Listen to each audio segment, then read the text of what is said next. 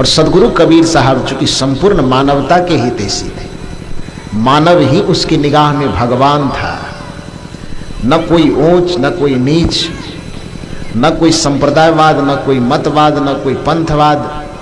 सदगुरु कबीर किसी संप्रदायवाद के समर्थक नहीं थे, सदगुरु कबीर किसी पंथवाद के समर्थक नहीं थे, सदगुरु कबीर किसी मजहबवाद के समर्थक नहीं थे, बल्कि सदगुरु कबीर का सिद्धांत, सदगुरु कबीर का संदेश इसी बात पर निर्भर था कि सारे संप्रदायवाद, सारे मतवाद, सारे पंथवाद की दीवार ढह करके गिर जाए, इस पृथ्वी पर केवल एक मानवतावाद बचे और सभी मानव मानव रहे, इसके अलावा कुछ नहीं रहे, सभी इंसान रहे, इसके अलावा कुछ न रहे, जातियां खत्म हो जाए, मजहब खत्म हो जाए, पंथ खत्म हो जाए, केवल मानव बचे और मानवतावाद बचे, इसके अलावा सदगुरु कबीर कुछ नहीं देखना चाहते थे।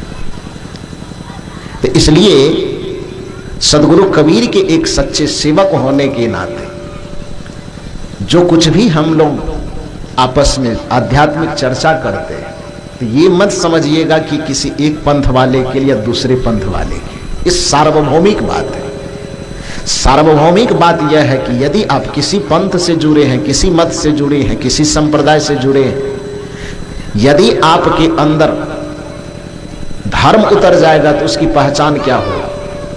हालांकि कुछ लोगों के अंदर मतवाद का इतना ज्यादा घमंड हो जाता है, पंथवाद का, संप्रदायवाद का इतना ज्यादा घमंड हो जाता है कि उसे ये लगता है कि मेरे अलावा बाकी सब गलत है। गलत कोई नहीं होता, देखने की अपनी अपनी दृष्टि अलग होती है। आप कहें कैसे? कल्पना कीजिए कि आपके और हमारे, हम दोनों के बीच में एक कैमरा रखा हुआ है ना।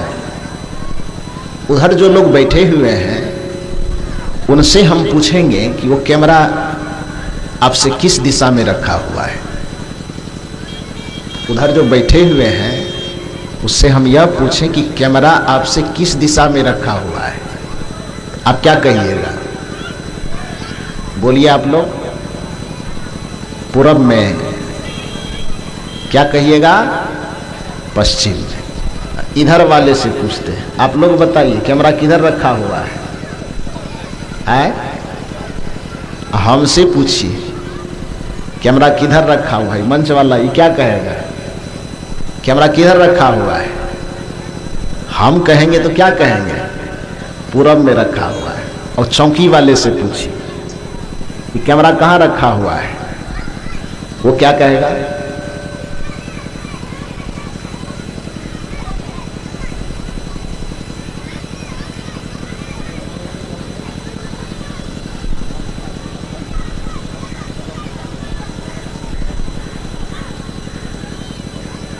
सब महात्मा सब आदत को बिगाड़ करके रखा है।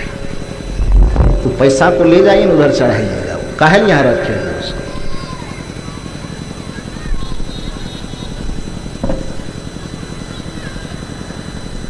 बोलिए सदगुरुदेव की। कहने का ये अर्थ है कि चौकी पर बैठने वाले उस व्यक्ति से पूछा जाए कि कैमरा किधर रखा हुआ है, स्वाभाविक है कि वो कहेगा कि हमसे दक्षिण में है, कहेगा ना। उधर वाले से पूछेंगे, कहेगा उत्तर में है। उधर वाले से पूछेंगे, कहेगा पश्चिम में है। इधर वाले से पूछेंगे, कहेगा दक्षिण में है। हमसे पूछिएगा तो हम साहब जी से पूछिए, इधर पूछिए, जो भी इस दिशा में है वो कहेगा कि कैमरा हमसे पूरब में रखा हुआ है। इसमें गलत कौन कह रहा है?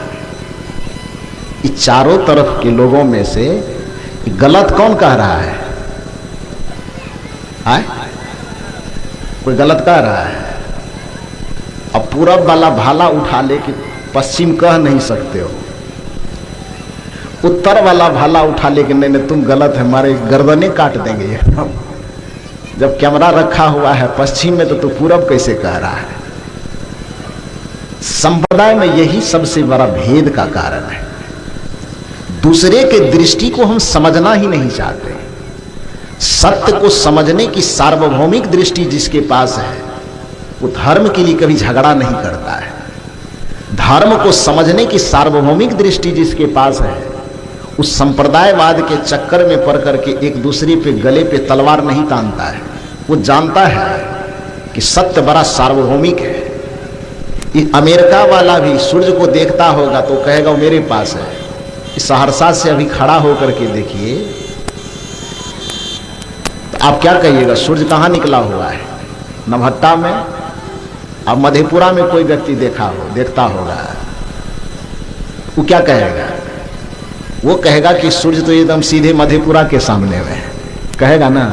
अब पटना वाला देखेगा तब वो पटना वाला भी कहेगा कि सूर्य मेरे ही सामने में है। वस्तुतः सूर्य इतना विशाल है कि इस पूरे हिंदुस्तान में, पूरे भारत के जिस भी जगह से उसको देखा जाएगा तो सबको यह लगेगा कि सूर्य मेरे ही माथे के ऊपर में है। तो इसका मतलब क्या है कि एक सही है बाकी गलत है? ऐसा नहीं है। सूर्य इतनी ऊंचाई पर है, सूर्य इतना सार्वभौमिक है कि प्रत्येक देखने वाले व्यक्ति को यह लगेगा कि वो हमारे ही माथे पर है। इसलिए जब भी कोई कहेगा कि वो हमारे ऊपर में है तो कोई गलत नहीं कहेगा, सब सही कह रहा है। अहंकार का सबसे बड़ा कुलक्षण यह होता है कि वह यह मान लेता है कि हम सही है बाकी सब गलत है, हम ठीक है बाकी सब गलत कह रहा है, रॉन्ग दिशा में जा रहा है। तो ये संप्रदायवाद की बात को धर्म के मामले में बीच में जहर नहीं बोने देना चाहिए। कहने का ये अर्थ है जो सत्य है, सत्य को अपनी निगाह से जब व्यक्ति देखता है तो उसकी एक अलग नाम, उसकी एक अलग परिभाषा दी जाती है। ईश्वर को लोग जिस जिस रूप में देखता है उसका अलग अलग नाम दे देता है, और नाम अलग हो जाने से सत्य में कोई अंतर नहीं आता है। जैसे पानी को कोई व्यक्ति वाटर कहे तो पानी गर्म हो जाएगा, पानी को कोई व्यक्ति जल कह करके पिए तो खट्टा हो जाएगा, पानी को कोई व्यक्ति नीर कह करके पिए तो क्या हो जाएगा, मीठा हो जाएगा। चाहे नीर कह करके पियो तो भी प्यास ही बुझेगी, पानी कह करके पियो तो भी उसमें कोई फर्क नहीं आएगा, जल कह करके पियो तो भी उसमें कोई फर्क नहीं आएगा, आब कह करके पियो, वाटर कह करके पियो, पानी कह करके पियो तो पर भी उसके तथ्य में, उसकी शीतलता में कोई फर्क नहीं आएगा।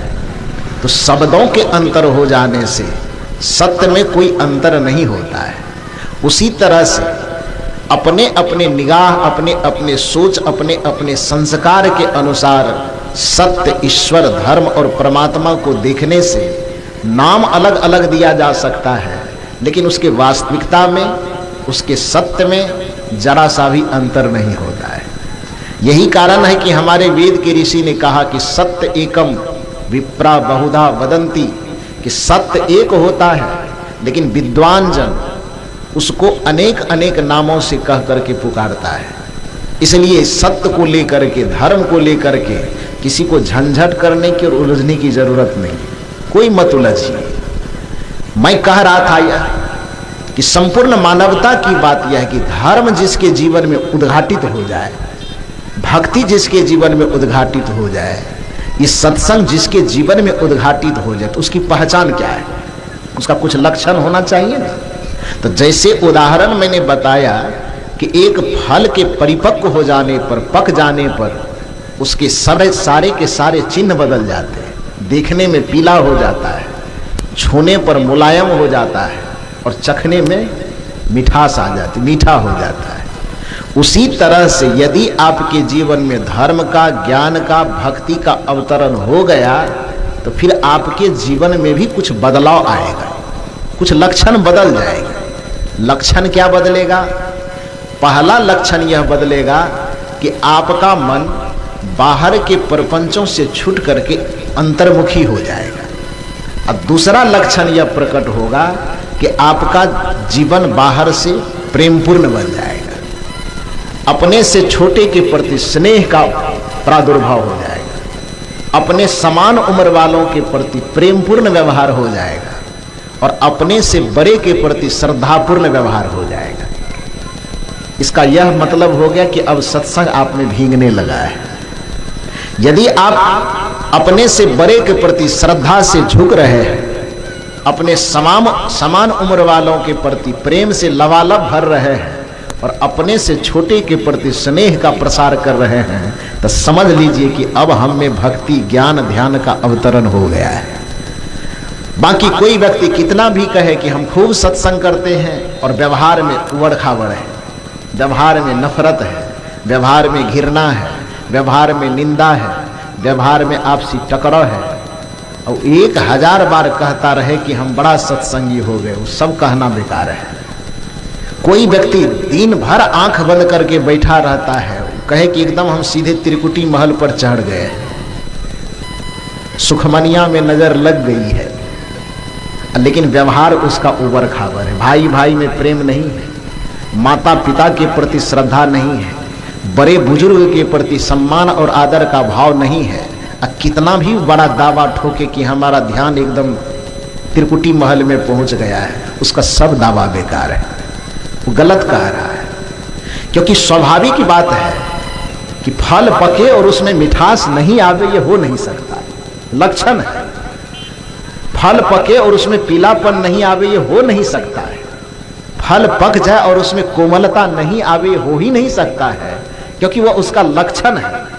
उसी प्रकार से हमारे अंदर ध्यान उतर जाए और हमारे व्यवहार में समरसता प्रेम और सद्भावना न झलके, ये कदापि नहीं हो सकता है। हमारे जीवन में सत्संग उतर जाए और हमारे जीवन में प्रेम और करुणा पैदा न हो, प्राणियों के प्रति दया पैदा न हो, ऐसा कदापि नहीं हो सकता है। ध्यान उतरेगा तो दया बाहर में दिखेगा, सत्संग उतरेगा तो प्रेम बाहर में दिखेगा, भक्ति भीतर में अवतरित होगी तो व्यवहार में समरसता व्यवहार में सद्भाव दिखाई देगा।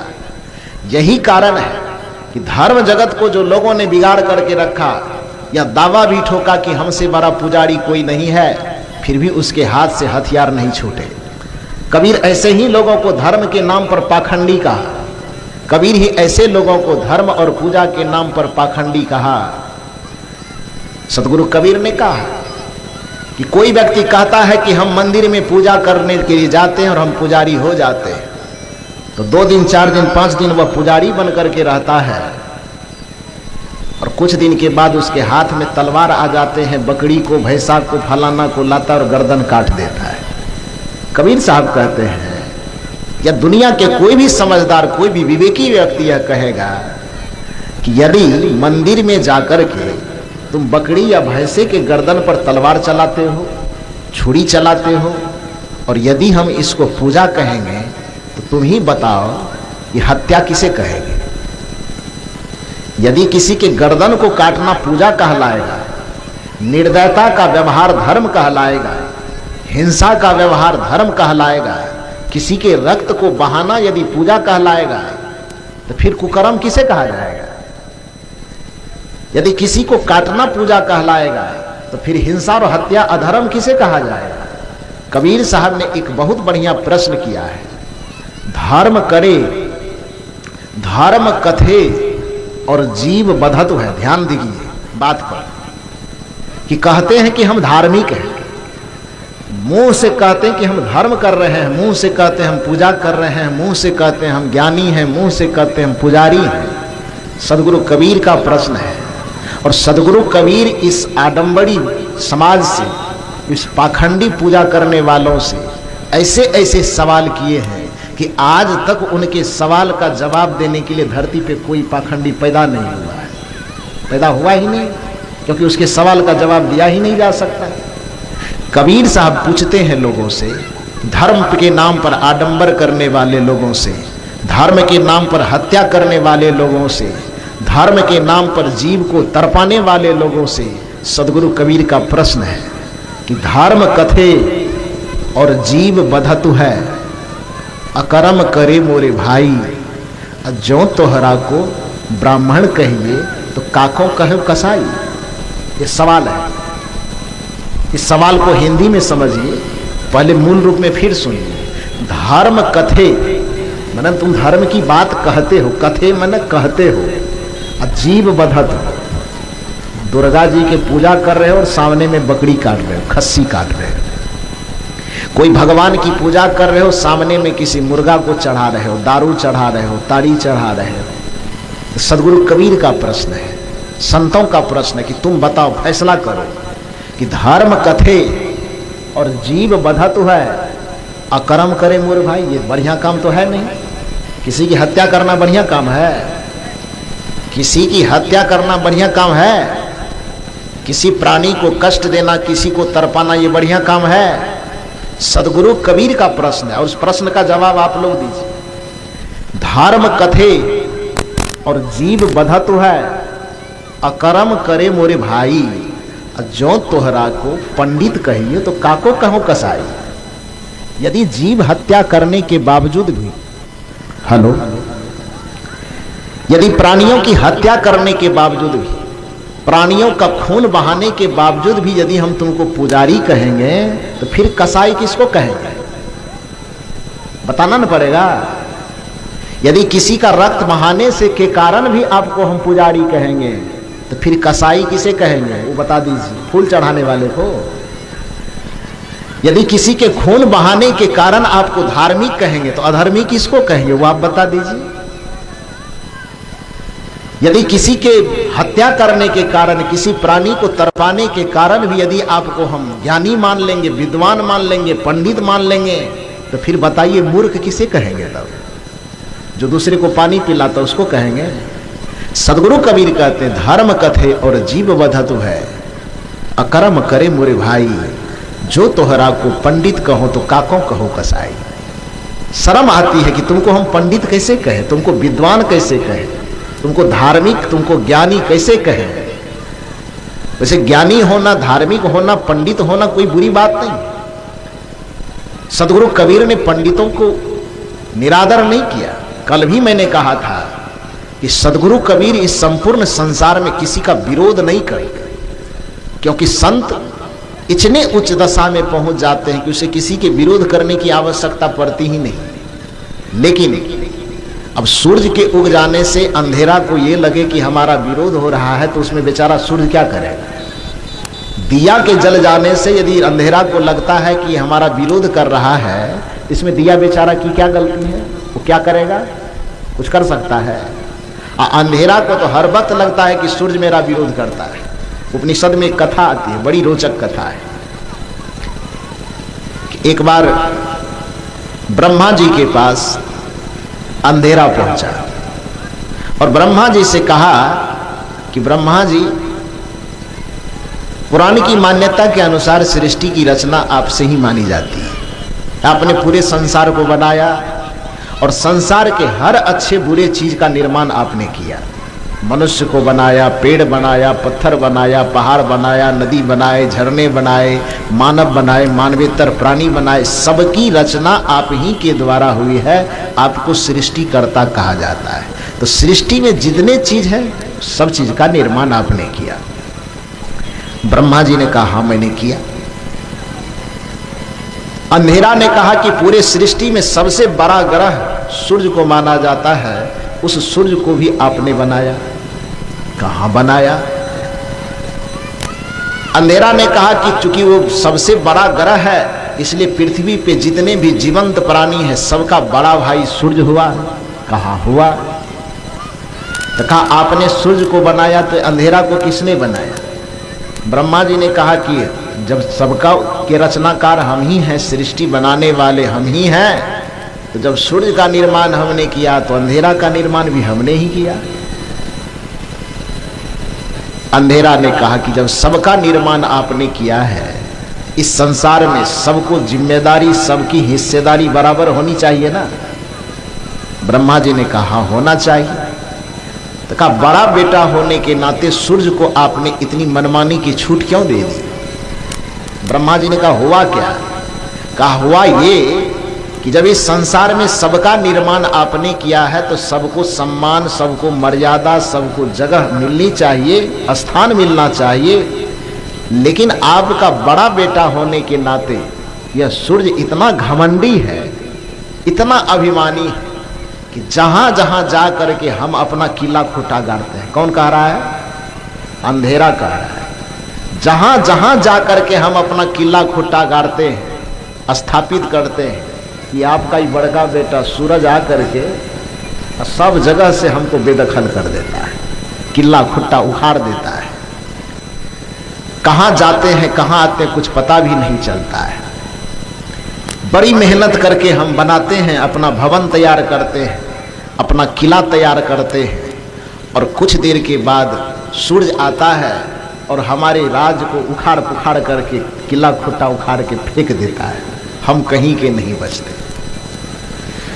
ब्रह्मा जी ने कहा कि जब से सृष्टि बनी है तब से लेकर के आज तक यह शिकायत करने के लिए तो कोई नहीं आया। जहां तक मुझे मालूम है सूर्य संपूर्ण प्राणी को, संपूर्ण पदार्थों को जीवन शक्ति की ऊर्जा दे करके सबका सहयोग ही करता है। पेड़ पौधों को बढ़ने में विकसित करता है, फसल को उगने में विकसित करता है, मनुष्य को जीवन की ऊर्जा दे करके आगे बढ़ने में मदद करता है। तो जहां तक मुझे जानकारी है सूर्य आज तक किसी को कष्ट नहीं देता, सबका मदद करता है। तू पहला व्यक्ति है जो शिकायत करने आया है। तो खैर कोई बात नहीं, शिकायत किए ही हो तो अचानक तो एक्शन लेंगे नहीं, अचानक तो कोई फैसला सुनाएंगे नहीं। सूर्य को आने दो, उससे बातचीत करते हैं, उससे पूछते हैं कि तुम्हारा कोई शिकायत करने आया था, असल बात क्या है। घुसखोर सरपंच तो है नहीं कि फैसला सुना देंगे के पक्ष की बात सुन करके, कुछ सोच समझ करके फैसला सुनाए। तो अंधेरा को कहा कि या तो कल आना या सूर्य से पूछ लेंगे, जब समय होगा तुमको भी बुला लिया जाएगा। ब्रह्मा जी से शिकायत करके अंधेरा चला गया। ब्रह्मा जी इंतजार करने लगे सूर्य के आने का। संजोग के बाद कुछ देर के बाद जब सूर्य आया तो ब्रह्मा जी उसे बुला करके पूछते हैं, देखो सूर्य, तो पूरे ब्रह्मांड में मेरा सबसे प्रिय बेटा और सबसे बड़ा बेटा है। आज तक तुम्हारे व्यवहार से नाखुश होकर के कोई शिकायत करने नहीं आया था। आज पहली बार एक अंधेरा नाम का व्यक्ति आया, बड़ा शिकायत करके गया है कि जहां जहां अपना घर परिवार बसाता है तुम जाकर के उसको उजाड़ देते हो। सूर्य ऐसे नाक सिकुड़ के माथा खुजला के कर क्या नाम बोले, ब्रह्मा जी से पूछ रहा है, आश्चर्य माथा खुजला के पूछ रहा क्या नाम बोले। ब्रह्मा ने कहा अंधेरा। सूर्य का अंधेरा,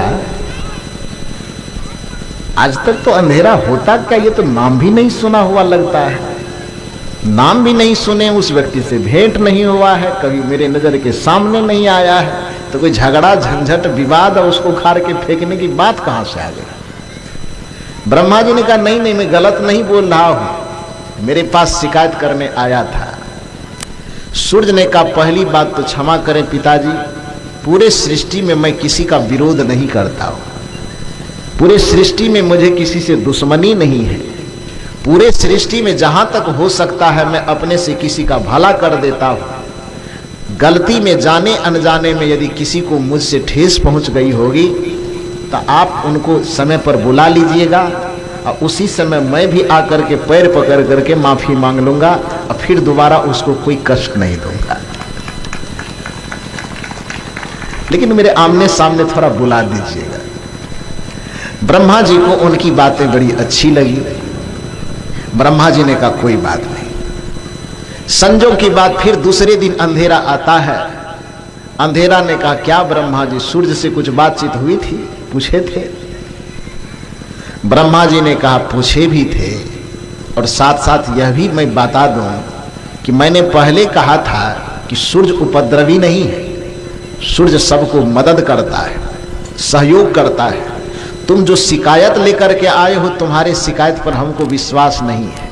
और सूर्य से भी जब मैंने पूछा तो उनकी भी बातों में वही बात, उन्होंने कहा कि हम अंधेरा को कभी देखे नहीं हैं, जब उनका नाम तक नहीं सुने हैं, उनसे कोई न झगड़ा है, न विवाद है, न कोई लड़ाई है, तो भला उसको मैं क्यों उजाड़ूंगा, उसका नाम तक मैं नहीं सुना हूं। जिसके कारण से सूर्य के तरफ से यह ऑफर आया है कि यदि जाने अनजाने में मुझसे गलती, हम जान के कभी उसको उजाड़े नहीं है, देखे नहीं है, विवाद नहीं किए, झगड़ा नहीं किए, लेकिन जाने अनजाने यदि गलती हो गई है तो अंधेरा है कौन, उसको मैं देखा भी नहीं, आपके सामने आ जाए तो उसको बैठा के रखिएगा, अब मुझको बुलवा लीजिएगा, दोनों आमने सामने होंगे। पहले तो हम उसको कहेंगे कि भाई हमने गलती तो किया नहीं, यदि फिर भी उसको लगेगा कि मैंने गलती किया है तो मैं उससे पैर पकड़ करके माफी मांग लूंगा। तो अंधेरा अब तुम आ ही गए हो, तो ऐसा करते हैं कि सूरज को बुलवा लेते हैं। तुम बैठो यहां पर और सूरज को क्या करते हैं हम, बुलवा लेते हैं। तो जैसे ही सूरज को बुलवाने का नाम लिया तो अंधेरा कान पकड़ के उठक बैठक करने लगा और उसने कहा कि मुसीबत तो यही है कि हम उसके सामने ठहर ही नहीं सकते। यही तो समस्या है कि आप उसको बुलाने के लिए भेज रहे हैं तो उसके सामने हम ठहरेंगे कैसे? वो आ जाएगा तो हमारा रहना मुश्किल, हम रह नहीं सकते हैं। ब्रह्मा जी ने कहा कि जिसका नाम सुनने के साथ ही तुम गायब होने के लिए गली खोज रहे हो और उस पर मुकदमा ठोकने आए हो कि उसके कारण हमारा घर उजड़ जाता है, ये तुम्हारी बेवकूफी नहीं है? कहने का ये अभिप्राय है। भला सूर्य को अंधकार से क्या दुश्मनी हो सकती है? कोई दुश्मनी नहीं है, लेकिन सूर्य के उपस्थित हो जाने पर यदि अंधकार शिकायत करे कि सूर्य हमारा विरोध करता है, तो इससे सूर्य को समझदारी समझे कि न समझे, सूर्य को कोई मतलब हो कि ना हो, यह अंधकार की बेवकूफी है कि सूर्य हमारा विरोध कर रहा है। ठीक उसी प्रकार से सदगुरु कबीर का ज्ञान, सदगुरु कबीर का चिंतन, सदगुरु कबीर का दर्शन उस चमकते हुए सूर्य की तरह है, जहां पर आडंबर करने वाले, पाखंड करने वाले, अंधविश्वास फैलाने वाले को यदि धक्का लगता है तो उसमें कबीर की कुछ बात नहीं है। कबीर किसी का विरोध नहीं करता है, पाखंडी का विरोध अपने आप हो जाता है। अंधविश्वासी का विरोध अपने आप कबीर को करना नहीं पड़ता है। कबीर केवल सत्य कहते हैं। कबीर साहब केवल ज्ञान का प्रकाश फैलाते हैं और ज्ञान का प्रकाश फैलाते ही आडंबर का जो अंधकार है वो अपने आप छटने लगता है। सदगुरु कबीर केवल भक्ति का प्रकाश फैलाते हैं और भक्ति के नाम पर फैले हुए जो पाखंड रूपी अंधकार है, उस अंधकार का सर्वनाश अपने आप होने लगता है। इसमें कबीर साहब क्या करेंगे? उसकी गलती क्या है? सदगुरु कबीर किसी का, मैंने कहा कि सदगुरु कबीर किसी का विरोध नहीं करते। कुछ लोगों को लगता है कि कबीर साहब पंडित के बहुत बड़े विरोधी, बहुत बड़े दुश्मन हैं। संत कभी किसी के दुश्मन नहीं होते, ज्ञानी कभी किसी के दुश्मन नहीं होते। लेकिन कोई व्यक्ति प्रधानमंत्री बन जाए तो बड़ा आदरणीय पद है, लेकिन प्रधानमंत्री बन करके वो भ्रष्टाचारी करने लगे तो जेल में नहीं ठुसा जाएगा? वो पद तो बड़ा गरिमामय है ना। कोई व्यक्ति जज बन जाए, जज बड़ा गरिमामय पद है। कोई व्यक्ति महात्मा बन जाए, बड़ा गरिमामय पद है कि कमरे से निकल करके मंच तक आते हैं तो सैकड़ों लोग जो बैठे हुए उठ करके खड़े हो जाते हैं। लेकिन यही महात्मा रोड पर जाकर के सिगरेट पीने लगे तो बैठा हुआ आदमी उठ करके खड़ा होगा कि नीचे से चप्पल निकाल करके फेंकेगा? क्या करेगा? फेंकेगा ना जी। जो आदमी हाथ में फूल का माला लेकर के गले में पहनाने के लिए तैयार है, इस गरिमामय पद के सामने, इस गरिमामय वेश के सामने, यदि यही वेश अपनी मर्यादा को भूल करके सड़क के किनारे खड़ा होकर के वेश इतना बढ़िया पहना हुआ हो, नाम बहुत ज्यादा ऊंचा हो, लेकिन यही वेश वाला आदमी उस मंच के किनारे में जाकर के दारू का एक बोतल ले और पीना शुरू करे, कि जितनी जनता बैठी है इसके हाथ में फूल का माला होगा कि जूता का माला? क्या होगा? क्या होगा बोलिए? फूल का माला कि जूता का माला? जूता का माला तुरंत बदल जाएगा। तो कहने का ये अर्थ है कि सम्मानित पद पर बैठने के बावजूद भी, पद सम्मानित हो, नाम सम्मानित हो, पहचान सम्मानित हो, लेकिन सम्मानित नाम, सम्मानित पहचान और सम्मानित पद पर बैठ करके यदि कोई व्यक्ति गलत करता है तो पद ऊंचा होने के कारण उसके गलती को माफ नहीं किया जा सकता। नाम ऊंचा होने के कारण उसके गलती को क्षमा नहीं किया जा सकता। ठीक उसी प्रकार से पुजारी, बहुत प्यारा शब्द है, पंडित बहुत प्यारा शब्द है। सदगुरु कबीर क्या दुनिया के सभी व्यक्ति ऐसे शब्दों का आदर करते हैं, ऐसे नामों का आदर करते हैं, ऐसे व्यक्ति का आदर करते हैं। लेकिन यदि उसमें नाम तो ऊंचा है, गाम ऊंचा है, लेकिन कर्म खोटा हो जाए तो विरोध कबीर की बात कौन कहे? साधारण आदमी भी विरोध कर देगा, करेगा कि नहीं करेगा? कबीर साहब ने पंडितों का कभी विरोध नहीं किया, बल्कि पंडित को जितना आदर कबीर साहब ने दिया है शायद ही कोई आदर दिया हो। कबीर साहब पंडित का नाम जब भी लेते हैं तो कबीर साहब कहते हैं, पोथी पढ़ी पढ़ी जगमुआ, पंडित भया न कोई, 2.5 आखर प्रेम का, पढ़े सो पंडित होए। कबीर साहब इस साखी में पंडित का सम्मान किए कि पंडित का विरोध किए? क्या किए? एक जगह पर कबीर साहब कहते हैं, कबीर जात पुकारिया, कहत कबीर हम जात पुकारा, अब पंडित होए सो ले विचारा। हम ज्ञान की बातों को पुकार पुकार करके इस रसलपुर ग्राम से गुजर रहे हैं, जो कोई इसमें पंडित होगा वो मेरे बातों पर विचार कर लेना। ये पंडित शब्द का सम्मान है कि अनादर है? ये क्या है? सम्मान है ना।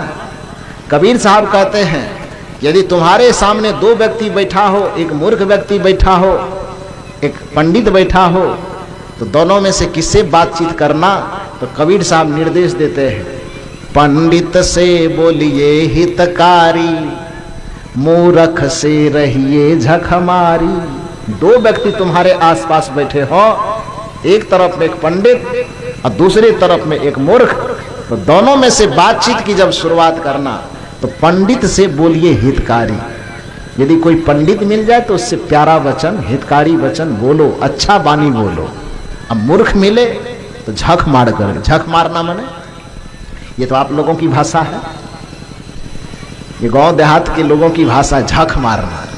झक मारने का मतलब मक्खी उड़ाते रहना बैठ करके, कोई काम नहीं करना, बस बैठ करके या तो कपार नोचना या मक्खी उड़ाते रहना या माथा खुजलाते रहना, इसी को कहा जाता है झक मारना, कहता है ना। तो कबीर साहब यहाँ कहते हैं कि यदि पंडित मिले, कोई विद्वान मिले, ज्ञानी मिले तो उससे हितकारी वचन बोलो, प्रिय वचन बोलो, अच्छा वचन बोलो।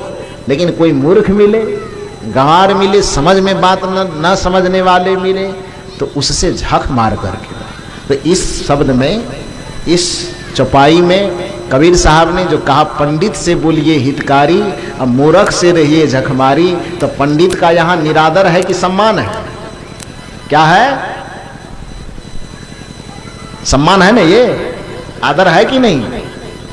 लेकिन यदि दूसरे जगह पर पंडित का सदगुरु कबीर विरोध करते हैं, उस विरोध करने का वजह इतना ही जो मैं अभी बताया, यदि मेरे व्यवहार में अच्छाई है, यदि मेरे संस्कार में अच्छाई है, तो बच्चे, बूढ़े, जवान, स्त्री, पुरुष कमरे से निकलते ही सब उठ करके खड़ा होके जय जयकार करते हैं। और इसी जगह यदि मेरे व्यवहार में कुछ खोट आ जाए, कुछ गलती आ जाए, तो यही आदमी जूता, चप्पल, ईटा, पत्थर लेकर के फेंकना शुरू कर देगा। तो इसमें मेरी गलती के कारण ईटा फेंका जा रहा है, मेरे बुराई के कारण जूता फेंका जा रहा है, इसमें इनका क्या दोष है? उसी तरह से पंडित ज्ञानी उच्च पद पर होने के बावजूद यदि कोई अकर्म, यदि कोई कुकर्म, यदि कोई आडंबर और पाखंड में पड़ा हुआ दिखता है, तो कबीर जैसे ज्ञानी को उसके विपक्ष में बात करना ही पड़ेगा। वैसे पंडित शब्द साहित्य जगत में बहुत प्यारा है। ध्यान दीजिए, संस्कृत का एक मूल शब्द है प्रज्ञा। प्रज्ञा संस्कृत का एक ऐसा शब्द है जो आदमी के बुद्धि की सबसे विकसित अवस्था का, आदमी के प्रतिभा के सबसे विकसित अवस्था का नाम है प्रज्ञा। मेरी बात समझ रहे हैं ना? प्रज्ञा किसे कहा जाता है?